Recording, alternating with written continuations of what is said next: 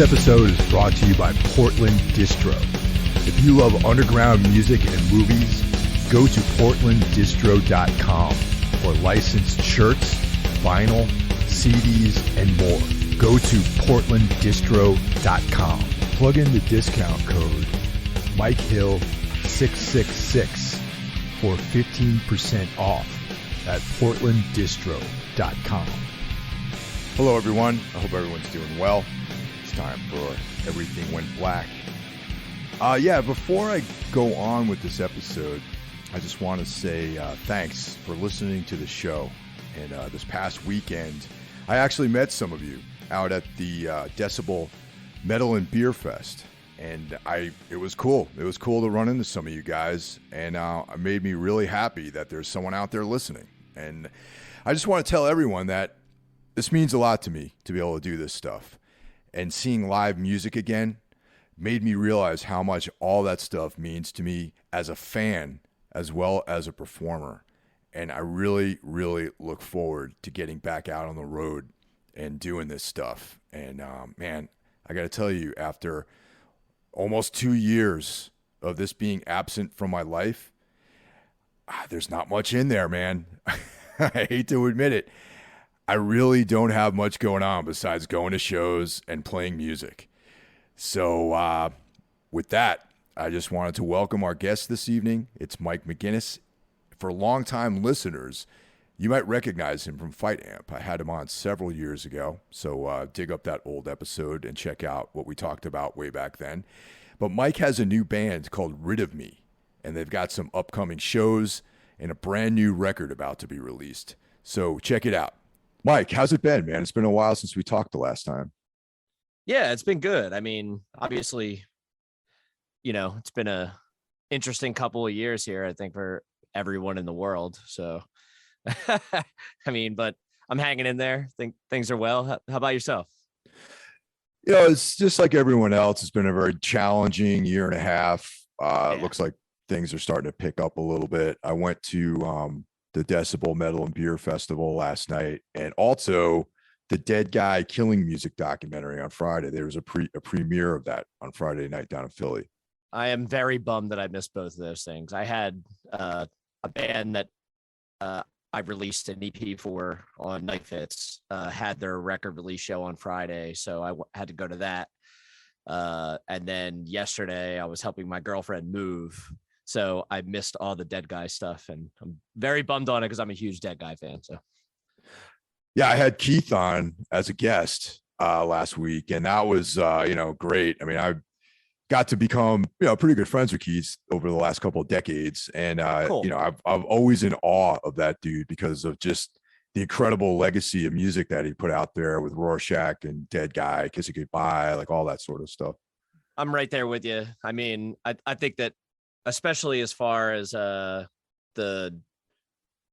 little pocket we're in like the Jersey in between Philly and New York area. I mean, I'm in Philly now, but I grew up in Jersey and spent a lot of time there. But whenever people ask me favorite band from Jersey, Dead Guy's always at the top of my list. So. Oh yeah, for sure, man. I mean, I grew up in New York, and now I live in Jersey, so it's kind of funny how that works out. I'm sure. But I feel like I've always been like an honorary resident of the state of New Jersey, just because of I got a pretty deep. I run deep in New Jersey with friends, and just spent a lot of time out here before moving here. And most of now my entire band lives in New Jersey, so we have a practice space out here, and it's a really cool place to live. Unwantedly gets a bad rap from everybody, and I just don't understand it. So yeah, I'm glad to hear you say that. I feel the same way. It gets a bad rap, and I also feel like the pipeline between Philly and Jersey, at least certain parts of Jersey and New York, there's so many parallels. I know there's a lot of differences too, and people like to point those out, but it is kind of one big area with subtle differences between places. So I think it gets a bad rap because people pass through and they see the turnpike and they don't know the small towns and a lot of the wooded areas and the farms and how I don't know. I like New Jersey. I've been living in Philly over 10 years now, and I still like New Jersey, and I would still live there at some point. Right on. So the last time we spoke was Fight Amp was happening, and what was the what happened with Fight Amp, man? What was the the demise of the band basically? It was it was what most bands don't do, and that's we did sort of the hey, we feel like this thing has run its course, and instead of maybe putting out another couple records that we are a little less proud of each time, why don't we end it now on a high note? And that was really it. So I'm still happy with that decision, and I think the other two guys are too. So I stand by it. That's really admirable, man, because you know how it is from small bands all the way up to gigantic bands. There's always like, this kind of there's always one or two guys who are against the band breaking up, or it's great that you collectively were able to see that maybe the best work had been done, and that to continue would be sort of anticlimactic. Like, I definitely respect that. Thank you. Yeah. And I mean, it was a hard decision still, don't get me wrong, because like we were having a good time and we were proud of what we were doing, but it just seemed like we were about to go in a direction that was not going, that it just, the chemistry was maybe not going to be what it was supposed to be. And in retrospect, I think we were right. So. Yeah, I mean, that's just natural too. I mean, you got a group of people together making music, being creative, and it's only a matter, a tough time. Sometimes over the course of many years before people start having different interests creatively and they start diverging. And, it's natural, I guess, in the scope of things. Yeah, I agree. And we spent a lot of time doing it, and John and I specifically, we were there start to finish. And I mean, we started writing the songs for the first demo in 2003. That was a long time ago. We were different people, and and the world was a different place. Absolutely. Yeah. A quick anecdote about bands breaking up. It's like my former band Anodyne pretty much ended the same way. I mean, we had a lot of different lineups, but that final 3-piece lineup with me, Josh, and Joel were like, that was like the lineup that did the most, damage, I think, over the course of its brief career. But like, I felt the band starting to diverge, like we were all trying to do different things. And we had a European tour booked, and one day I just woke up and I was like, guys, we really got to talk about stuff. And I remember we met in the middle of McCarran Park in Brooklyn. We just all walked out into the middle of this field. we're like, so we all came from different directions. Like we all met in this middle of this field. I love this. Yeah. I love it. And I was just like, guys, like, I think we all know why we're here. Let's make a decision, and what do you guys want to do? You guys want to do this tour coming up, or you want to? And everyone unanimously were like, yeah, I don't think we should do the tour if we're not going to continue as a band. And I agree. This thing's run its course. The last record was like probably the best we're ever going to do, and that would be the Lifetime of Gray Skies album. And right, yeah, and we all just amicably decided that it's over, and then we all went back in our separate directions across the field, and that was it. And then everyone went on to do other things. How do you? I mean, it's been a while since then. How do you feel about that decision, looking back on it with this much separation? It was the only way things could have went, really, and I think everyone benefited from that. I think that so no regrets. Oh no. I mean, I'm very, very happy that the last record that band produced was Lifetime of Gray Skies, which is, I think, the pinnacle of what that band would have been able to do. And that's the album that I identify that band with. You know what I mean? Like, to me, that's what I would turn on if I was showing someone Anodyne, so makes sense. Yeah, I think it pretty much hits all the strong points of that band. And, right. And then like everyone did other things, like those guys wanted to do Defeatist, and, and I went on to do, I was for Soma, and then I ended up doing Tombs, and it enabled me to fill in all the stuff that I wasn't able to really do in Anodyne. So Yeah, that's right on. I mean, I feel like so often goes the other way. So it's nice, I think, when bands do that and it's amicable and it makes sense logically, you know. So speaking of moving on and doing new things, there's this new band that I just found out about last week from our mutual friend Tim that involves you and some other people, and that is the band Rid of Me. So what's the story with that band? So on the interim between Fight Amp broke up and me and the Fight Amp guys and our friend Iteria started another project called Low Dose. Okay. Put out a full length, did some moderate touring. We like hit the West Coast and Northeast and, you know, up into Canada and stuff like that. And it sort of fizzled out quickly. I still like the record we made and it was a really fun time. But again, it was the type of thing that just sort of fizzled out. It wasn't even because the band had only been together for a little while. We just sort of weren't on the same page. And maybe me and the other Fight Amp guys, I should have known that we weren't going to be quite on the same page after ending a band and then trying to take a genre turn into another band because we like playing music together. But anyway, we did that. It sort of fizzled, and Iteria and I, you know, really we work really well together creatively. So we wanted to do another project. So we just started writing songs just in our free time. And I guess late 2020, you know, we had like this batch of demos, and our friend Howard, who played drums on the second Fight Amp record, he was really burning to do another project because his life has sort of, you know, gotten into a place where he has the time and energy and anything else you need to be able to devote to being in a full-time band. And it just worked out with the three of us. And we like rapid fire February of 2020, right before the pandemic hit. I was going on tour with another band. We rapid fire recorded 4 songs, and we were about to go on tour with Soul Glow in spring. Pandemic hit. We had to hit the brakes.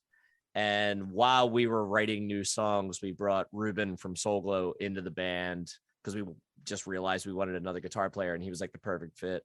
So throughout the pandemic, we essentially wrote a full length and a bunch of other short releases, did a bunch of cover songs, stuff like that. But it was an amalgamation of past projects, but just in this very frictionless way where we're all like making this sort of noisy melodic punk music that we all have wanted to make, and our personalities just mesh really well. So, yeah.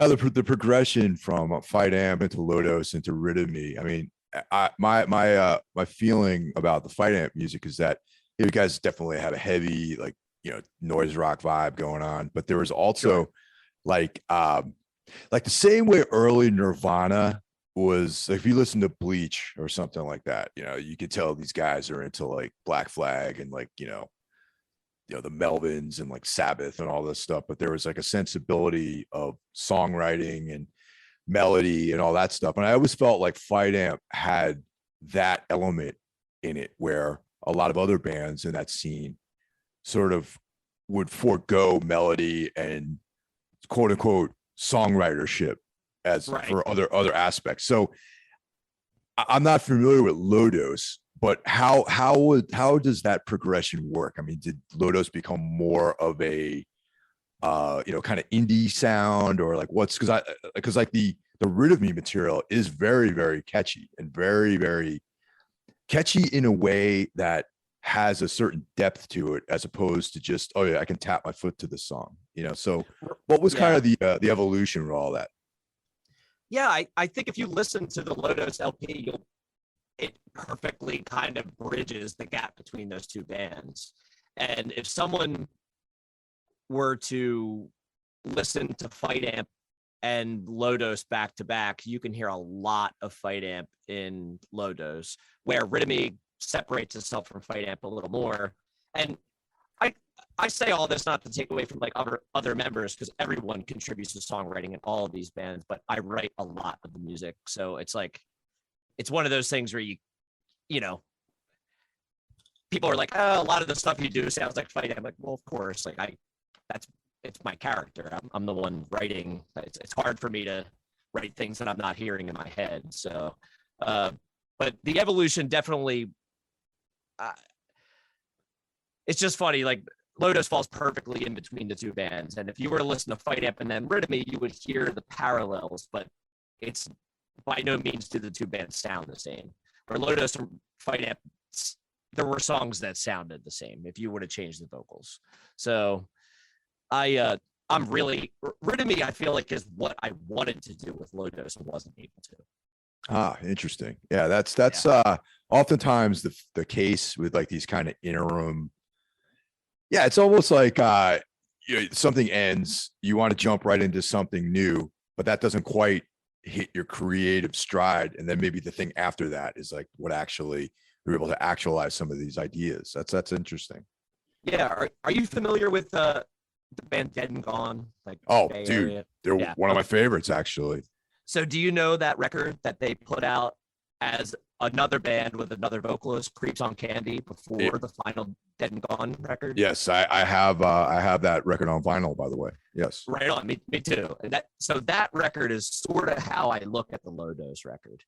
Even though I didn't go back to Fight Amp and a new band started, the Lodos record kind of reminds me of that, like there's like this twist and an attempt at something new, and then it's sort of like fizzled out. And that in the same way that Creeps on Candy, like, because that record's amazing. It sounds like Dead and Gone, sort of, but it has its own thing at the same time. Yeah, I just see a parallel with that. So that's such an interesting band. It's Shane, the singer, and Shane's going to be a guest on this podcast in the next. We haven't set a date yet, but we're cool. I'm gonna have him on because he has Alaric, that other band that he's doing. Yeah, I'm a big fan of everything that camp does.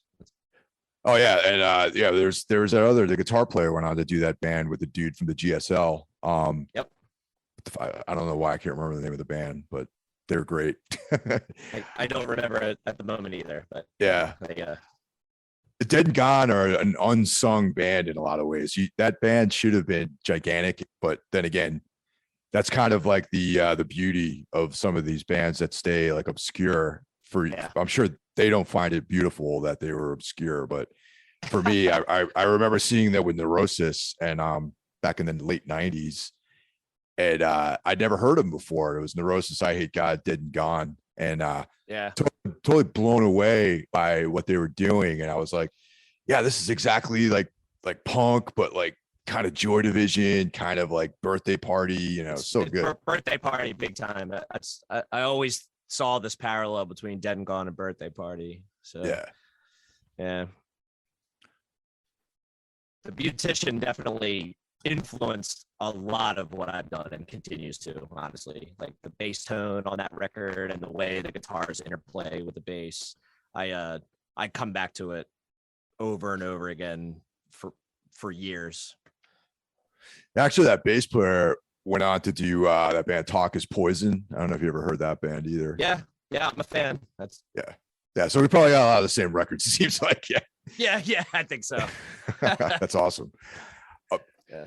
So all this work was done, a lot of it was done during the pandemic, during the lockdown, right? Yeah. I in the initial phase, obviously there was some kind of period of time where we were all at home and not seeing anybody.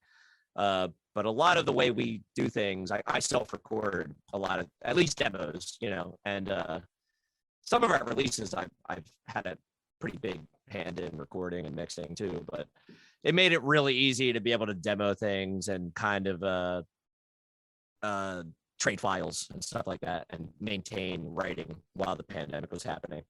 Then by the time we started having, we can have our little bubble of people, we were able to get together and pretty much have all these songs like already sitting there, like ready to work on in the practice space. So we didn't really miss a beat when it came to that.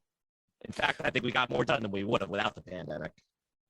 That's funny actually, because we recorded under sullen skies during the lockdown, and like all clandestine style, because we weren't supposed to be meeting with everyone. With everything was supposed to be shut down, so the studio was closed. And I remember the engineer was like, "You can't tell anyone that we're doing this because I canceled all these sessions because of the lockdown, and you can't let anyone know that you guys are in here." I'm like, okay, cool. I don't talk to anybody anyway. Yeah.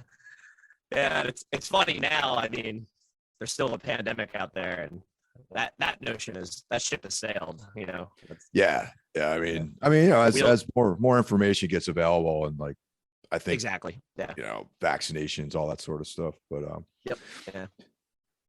So at some point though, you guys were all able to get into a studio and record this like in the sort of traditional sense. Is that correct? Or everything was kind of done piecemeal, or No, I mean, combination of both.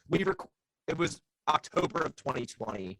We went in and did a live, initial live track. So just drums, bass, and guitars, which actually everything was used, but there were overdubs on top of everything that we slowly did in my home studio. So that we didn't do it all at once. We sort of did all those live tracks and then did a little bit of like bass DI work, guitar overdubs, and vocals, and all the other miscellaneous tampering and stuff at my house over the course of maybe we were done tracking around like January of 2021 or something. And then we started the mixing process. So because of the pandemic, it was a little bit of a stuttered process more than I'm used to, but it got done. So well, thankfully, technology is where it's at, where a lot of these things can be done remotely and also at home. I mean, back in the old days, you were kind of screwed if you wanted to record an album and you didn't have access to a studio, Yeah, I mean, this is a whole new frontier for me over the past few years, being able to do it this way, and definitely a game changer, especially getting older now. I mean, everyone has these little windows of time that you have to align with each other, and having access to these DIY things that used to be inaccessible has made it so we can continue to do what we do. So it's huge. Has the band been able to perform? Like, I'm trying to get a window of time here. I mean, I know, this record was produced during lockdown. Prior to lockdown, were you guys able to play live? Like, was this band in existence before that too? Yeah, so that's basically what happened. Was we started the band, recorded this 4-song EP or whatever you want to call it, and then we had a 3 or 4 week tour scheduled May of 2020 with Soul Glow, and those were going to be I think it started in late April, and they included our first shows. We were doing like a weekend with that band Juna from Chicago. Mm-hmm. And then we were meeting up with Soul Glow, going down to Texas, up the East Coast and back, and everything got axed. So all of our first shows, nothing happened. And so it was weird because we had things scheduled. We were ready to play live. We were ready to go, and it was just out the window. So we took a step back, added Ruben, wrote a record, recorded a record, and then we finally played our first show after all that time, maybe a month ago.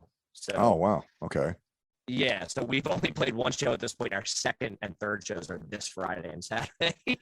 Yeah, I know. I was going to ask you about that, because you got stuff coming up, man. I saw on your I think it was on your Facebook page or Instagram. I saw that you got a bunch of dates coming up.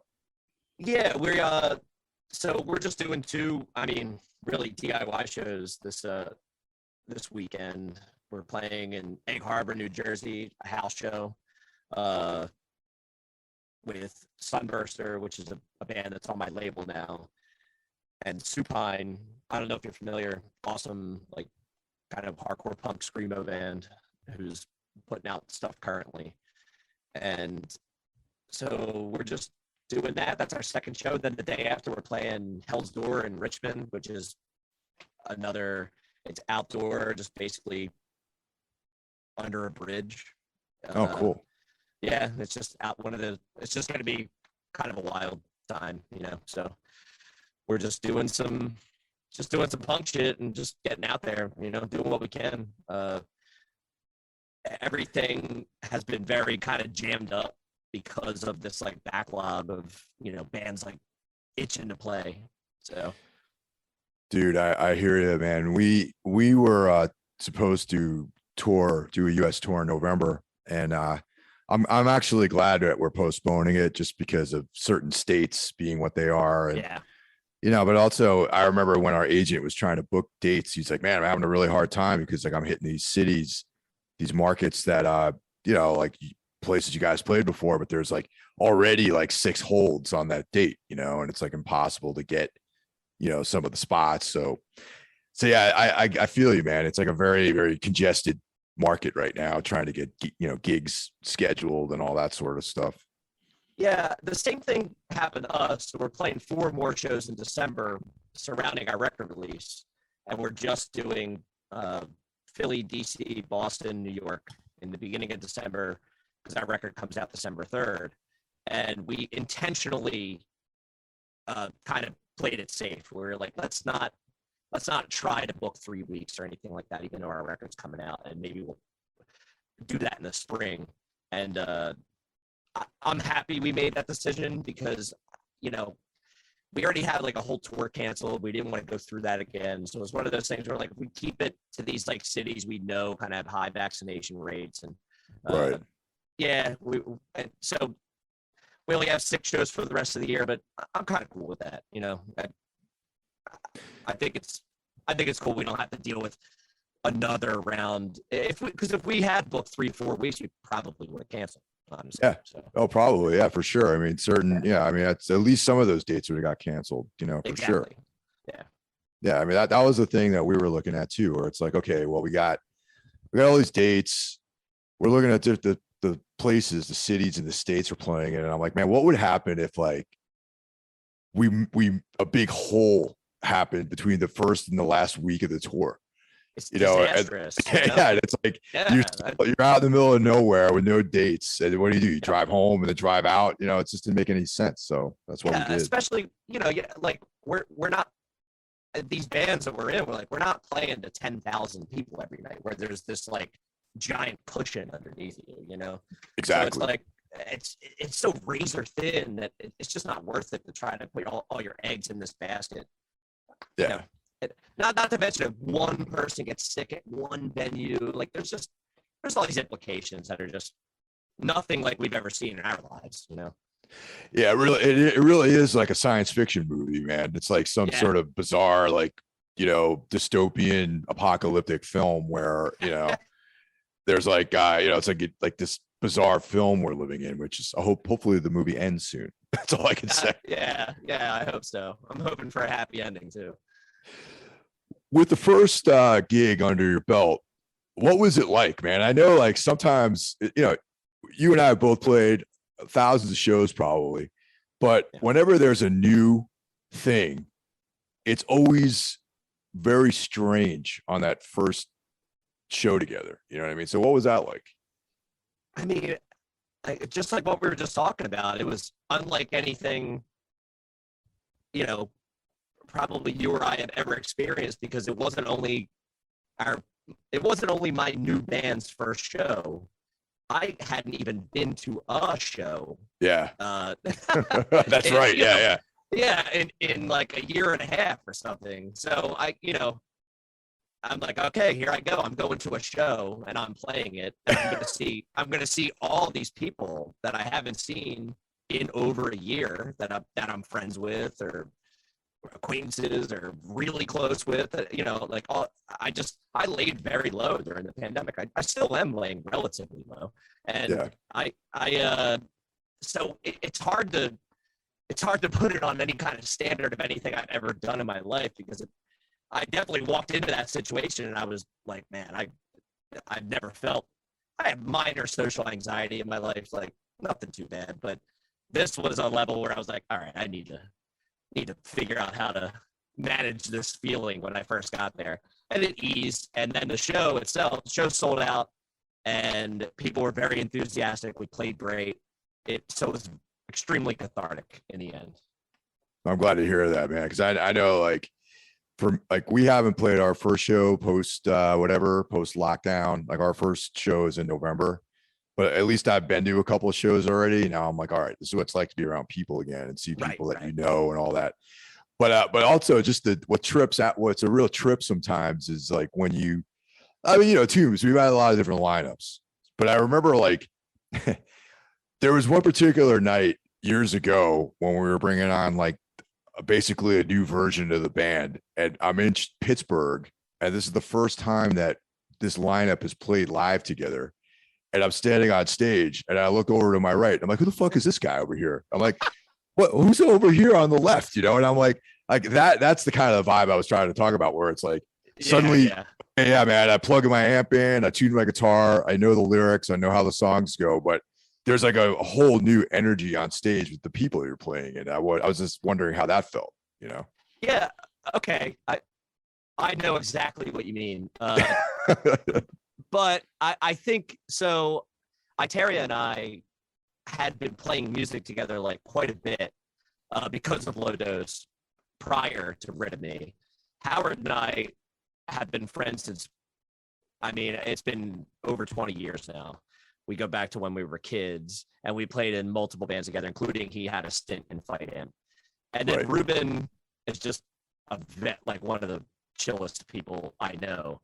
And we played so much. Once we were like, okay, we're seeing people, at least our little bubble again during the pandemic, we continued to be a band that played once a week, even though we had no shows, because we were like writing a record, and then we were like, hey, maybe we can write a second record and take this time, which we got about halfway done.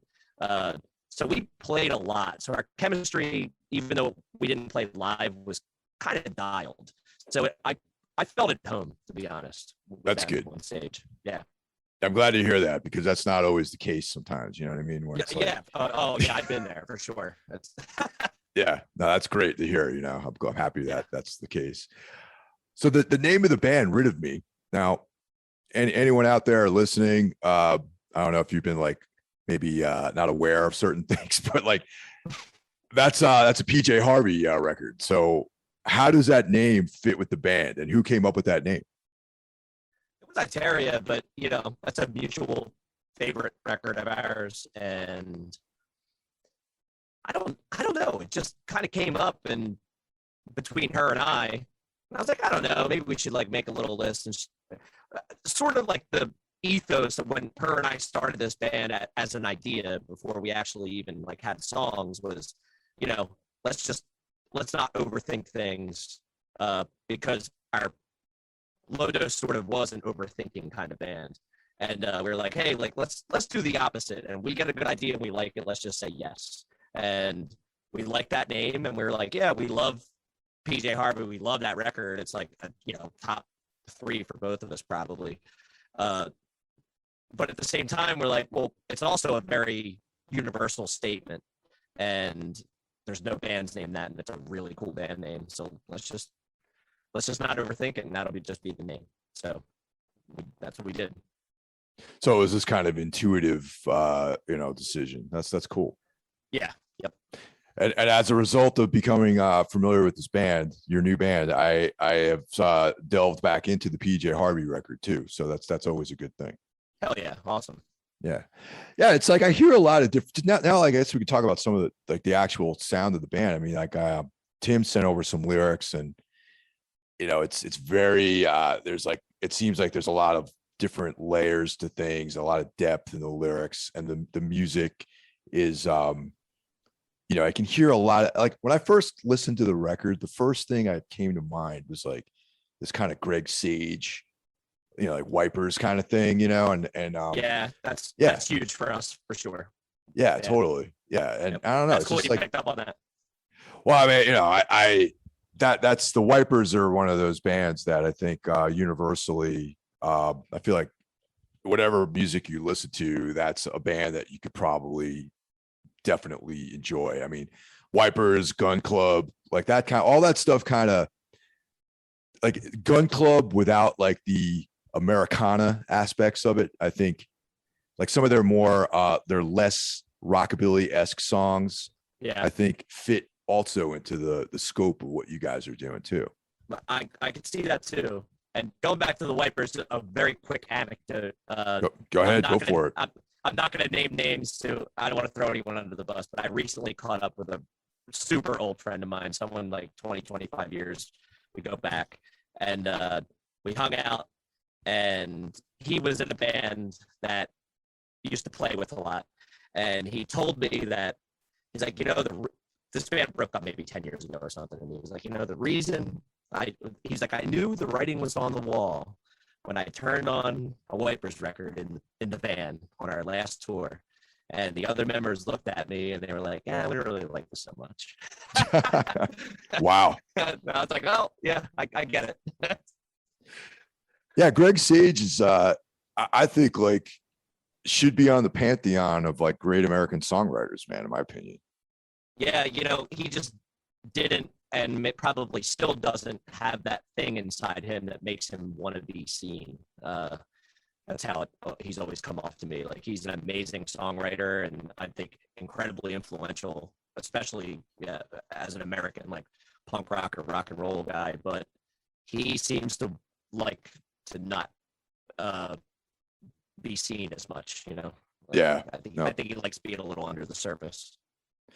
Yeah, and definitely Rid of Me. I mean, it's like I sometimes I tend to like categorize bands by like okay, there's like riff bands, like Slayer or whatever. You listen to riffs. It's like, yeah, okay, it's a sick riff.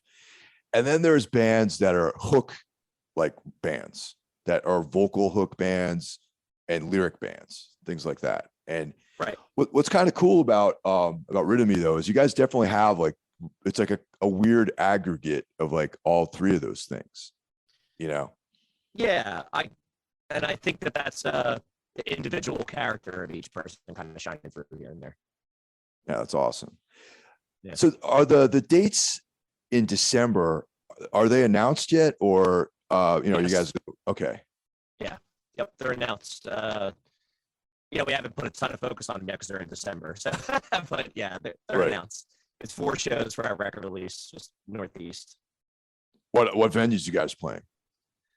So it's Silk City in Philly, which I'm extremely stoked on because back in the day they used to do indie shows and stuff. And there was a short stint maybe about 10 years ago where they had like a little bit of hardcore shows and stuff like that, but they're sort of coming back as like a little bit of a venue. And I've had old friends who are a little bit older than me kind of hit me up and be like, man, I saw, X, Y, and Z there in like 1999. It's really cool. You guys are playing there. So stoked on that. And then we're playing Pie Shop in DC, O'Brien's in Boston, and Mercury Lounge in New York. Oh, cool. Right on, man. That's awesome. Yeah. It's O'Brien's is, it's funny when I lived in Boston for a period of time in the 90s. Yeah, I had this like few years where I was just this lurker in Boston for a while, and working at a warehouse and that kind of thing. And O'Brien's was like this funny old man bar, and then I remember like right before I moved away, a few years before I guess I only lived in Boston for like 5 years, but somewhere at that before I left, I remember O'Brien's was like this guy Tim Katz, who was he was in this band, this thrash band, Seika, which is, kind of a legendary Boston band. And then he was in Roadsaw. He started doing shows there. And I was like, that's a weird place to do shows. And then it's stuck, huh? And it's stuck. And now it's still, and I mean, we played there. Tombs has played there once, I think, once or twice. And, and yeah, it's actually like a spot now that people actually play. Have you guys played there before? I think Fight Amp played there twice. Lotus played there once. So Iteria and I think, I don't know if Ruben has with Soul Glow or not, but yeah, I'm definitely familiar. I love it. I love that vibe. I love the converted, old man bar. The only thing I don't like is the corner stage, though. Yeah, it's awkward, right? Yeah, I'm not a big fan of the corner stage. Yeah, that's a little bit awkward for sure. Yeah. It seems like it's too deep or something like that. But then again, not wide enough. I don't know. It's like a weird setup there. Yeah, it's a little awkward, but you pack people in there, and it's awesome. So yeah. Now I started doing this thing, which people seem to like on the show. I include this Spotify playlist, and characteristic depending on I do these other episodes where we just talk about records. My co-host Ralph, and then we put together a list, or I'll have a guest on. We'll put together a playlist of their music. And this time around, I asked you to put together a playlist of tracks that sort of informed what you're doing with Rid of Me. So maybe we'll just run through that and like talk about some of those songs and how that impacted what you guys are doing. So let's see. The first on the list here is Unwound, Pedals Like Bricks. So why'd you pick that song? I just think it has that. I don't know how much of an Unwound fan you are, and I know we were talking about Dead and Gone, and I kind of feel like there's another parallel between those two bands, where Unwound to me should have been way more acknowledged than they ever were. I think an incredibly influential band. I think some bands are influenced by them, they don't even know it. I guess I just feel some sort of kinship with the way they weave the bass and guitar and drums together, and that song is a really good example of that. There was definitely a thing going on in the 90s with the bass and drums, you know what I mean? Yeah. And there was like a sound that a lot of people would typify that sound with Touch and Go and the kind of Steve Albini produced bands. Yeah, definitely. And I feel like Unwound kind of like fits into that mold a little bit, Yeah, I mean, I think that, and R.I.P. Vern, I guess he passed away last year, which sad to hear, but he was an incredibly influential like bass player in that scene. And yeah, I don't know. I've just been influenced by that band since the day I heard them, which I don't know. It's been sometime 20-ish years ago, I guess. You ever check out Rodan? Actually, yeah, but it's been a while, so yeah, maybe that's worth a revisit. But I have, yeah. That just popped into my head as a band that maybe like I've connected them at some point, but that's like something that that sound, which is like that sort of driving sound. It's for anyone out there who hasn't heard these bands, it's like it's not like metal, or doom or anything like that. It's like a different type of heaviness that comes from volume and sort of like rhythm, I guess. You know what I mean? Yeah, I also think that if you took those bands and maybe changed the vocal style and changed the tonality of them, it could sound more metal. And I think it's in the aesthetic delivery that makes it not that way. Yeah. And then we have Francis Farmer by Nirvana, and this one to me seems fairly obvious to me, but yep. That's fine. It's obvious for me too. Yeah. I mean, that's the thing. It's like even going back to Fight Amp, I always like I would watch you guys play, or I'd listen to your records, and I'd be like, yeah, this is like a Nirvana thing going on here, Yeah, and we were still, and since I was sometime in the 90s, I've been incredibly influenced by the Melvins too, and that's like those two things go hand in hand to me, Melvins and Nirvana. So the next band on the list is actually probably one of my favorite bands out of that whole scene is Cherubs, Dave of the Moon. And once again, that's like another standout band from that whole noise rock scene of the 90s. Even though I know they've reformed, right? Yeah, Lodos, actually, that's who we toured with on the West Coast. Really? Yeah, they're actually, Terry and I are pretty good friends with them. And I put out a reissue of Short of Popular on cassette on my label last year. I don't know if you know that record. That's that like no. I don't know that record at all. Sort of popular is it's after Heroin Man, and it has some outtakes from the Heroin Man recordings, and then some like B-side. It's like a collection, and then they broke up, and it came out on Trans Syndicate, I think, only on CD in like 96 or 7, and then they had it reissued a couple years ago on vinyl, and they became good friends of mine over the I don't know, maybe the last 5 years or so. So I reissued that on cassette, first time ever on cassette, which I'm really stoked I was able to do. I did that last year, and we're talking about whenever they're ready to play shows, we're talking about doing a run with Cherubs and Rid of Me. So I'm really stoked that we'll be able to do that. Yeah.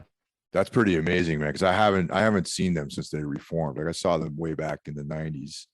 They are so dialed in as a band that, you know, didn't play for a while and then played again. They seem to have the same energy and ideas, and there's nothing contrived about it. They're really, I really respect the way they do things. Back then when I'd given up on hardcore and was like checking out all the stuff on AMREP and you know, Touch and Go and all that, and trance. I remember coming across Cherubs, and I think it was like some videotape that I was watching. You know, back then they had these video magazines or something. I can't remember the name of the one I was watching. Yeah, and, well, AMREP had that. What was it? Dope Guns and Fucking. Yeah, oh yeah, right. Video deck. Yeah. Yep. Yeah, that's the one. Yep. But this wasn't that. They actually had an interview with these guys and a live performance on there. And I was like, the Cherubs, Heroin Man. That sounds like something I should check out. And yeah, you know what I mean? And ever since then, I was like not disappointed in anything they've done. Yeah, it's majorly influential for me, and it's been cool to be able to get to personally know them. I kind of view Kevin's guitar playing as, when I see him and the way he does things, like I have a very similar outlook on how to use a guitar. So I definitely love that band. Now this next track is something I'm actually not familiar with. Diat, Nightmares. What is it? So it's like a German newer post-punk band. I guess they're a little more influenced by hardcore though. So it's not like Joy Division, but there's like Joy Division in it, but it gets heavy. That record came out in 2015. It's definitely my favorite record from that year, and it's still it launched itself into my top however many records. I love it. I still listen to it probably at least once a week. But it's hardcore influenced post-punk. Wow.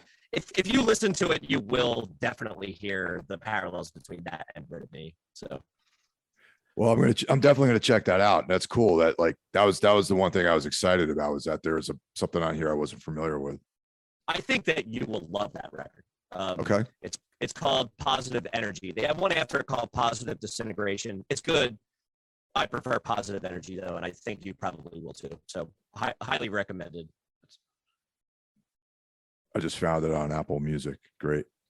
Yeah, I think nice. You'd be really into it. Yeah. So last couple, we got, Hot Snakes, Why Does It Hurt? Obviously that seems like something pretty obvious to me. And then of course we have PJ Harvey, the quintessential Rid of Me track, which yeah, not so obvious, right? Not that one was a reach, no, but that was yeah.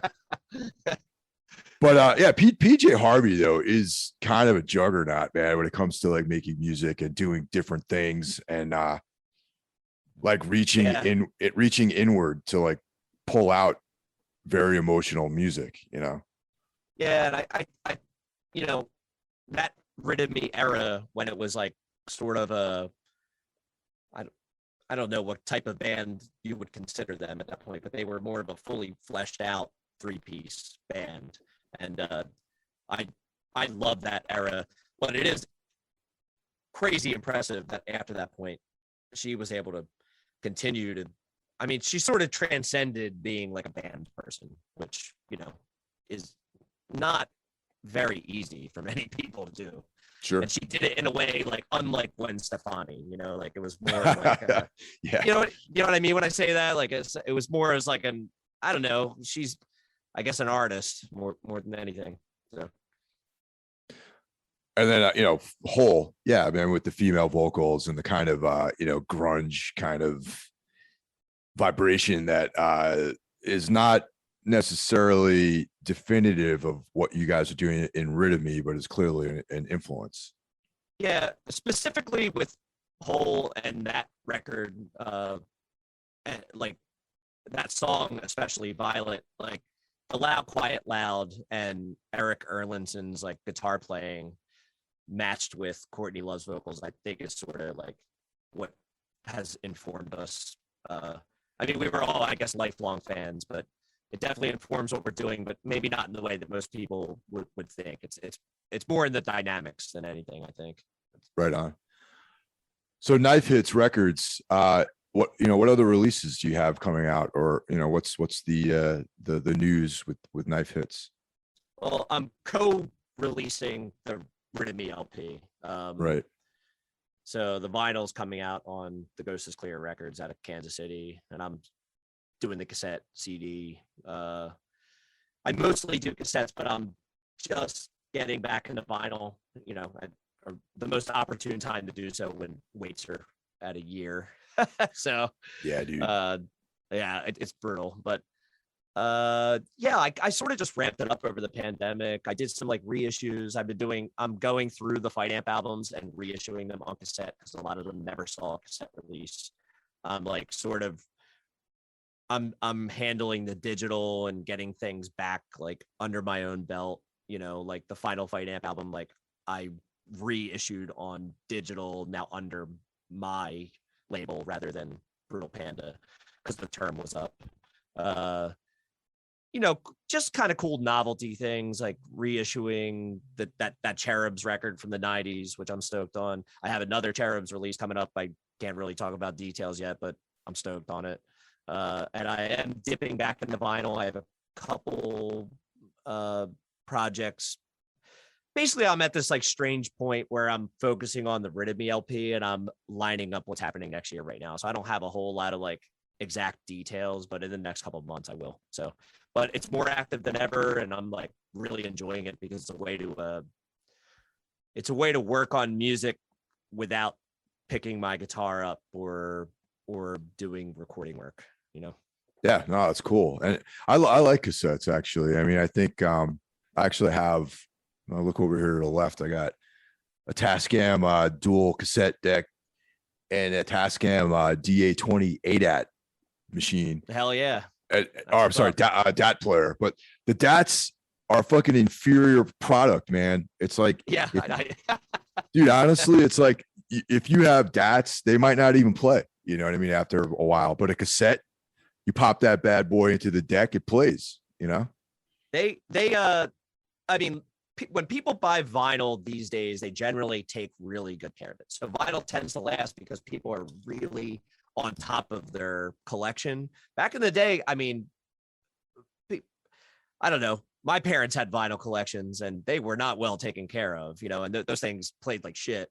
Yeah. Cassettes, as long as you have a decent cassette deck, they tend to last. They're little like tanks, and CDs get scratched up and all. Cassettes don't. Also, they're cheap to make, so they're cheap to sell. So it's sort of like, and the turnaround times aren't a year, Yes. So yes. Yeah.